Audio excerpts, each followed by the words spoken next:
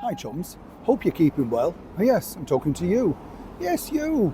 Because of course when we look at things as we do together as friends, as our community, it's always lovely to share things that I found out about people that, many years ago you interview them and you know what it's like when you're looking through things and you find sort of old interviews or pictures and it creates a memory, doesn't it? And you think, I forgot about that, or I didn't realise this, etc.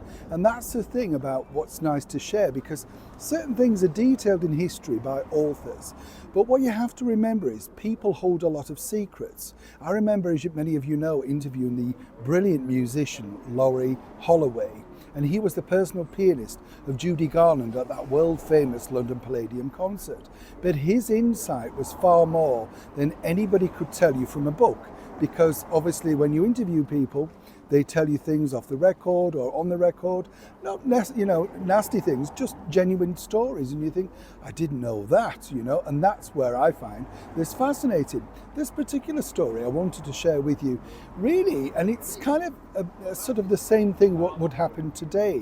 We're talking, of course, about the infamous Duke and Duchess of Windsor, Wallis Simpson and the abdicating king.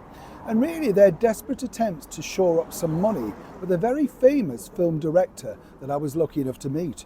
As ever, chums, let me explain. Hi, good to see you. Thank you so much, as I say, for your time. I don't know about you, but there are certain directors that the minute you see their name, you think, yep, this is the one I would watch because they're so good at their job.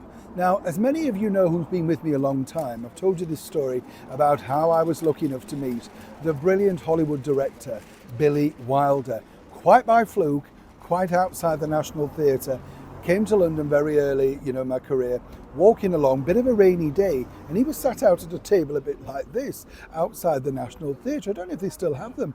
And he had this sort of pork pie hat on, and I thought, I know who you are. Went up, had a chat, we got on famously. And he told me everything that I needed to know about all the favourite Hollywood stars. But there were many other stories behind sort of plots that he, had the opportunity to do and work with.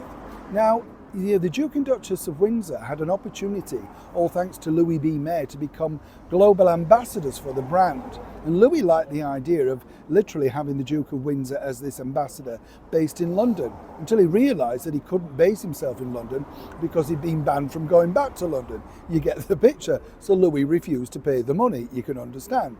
However, Billy Wilder in the early 1950s, fresh from the success of Sunset Boulevard, told me this brilliant story. And it was really one that was in the very early stages. And I'll explain it to you because Sunset Boulevard broke ground rules, and the big films at the time were Hollywood and their messages, all about Eve, sunset, you get the picture, dramatic female pictures. The idea that basically that the Duke and Duchess of Windsor had through various meetings with things like Paramount, RKO and Columbia Pictures was to turn their story into possibly a movie, more interestingly for Wallis Simpson apparently, a musical, I kid you not. And this came directly from Billy Wilder. Now, Billy kind of liked the idea, and remember, this is a man who could have had the very first musical nibs on Sunset Boulevard because his star, that's right, the brilliant Gloria Swanson, she was already put into motion, complete with music, and all that sort of stuff behind the scenes, to turn that hit movie into a film musical. Apparently, according to Billy, David and Wallis sat there, they liked the idea, and it was all going quite swimmingly. And they will be billed as executive producers with a lot of money attached, as you can imagine. But here's where it got wrong, because you see, they were just wanting to take the story and probably finish it on the abdication, that is the movie, Columbia, all that sort of stuff. However, Wallis and David, the ex-king, saw the ending totally differently.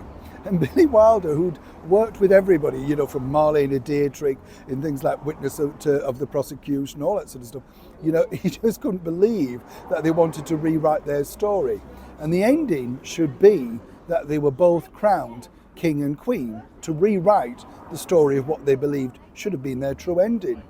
Billy tactfully and very, nicely, remember, this is a man who had to explain to Mae West that, we couldn't make the age of Norma Desmond 28, used to dealing with tricky stars, right?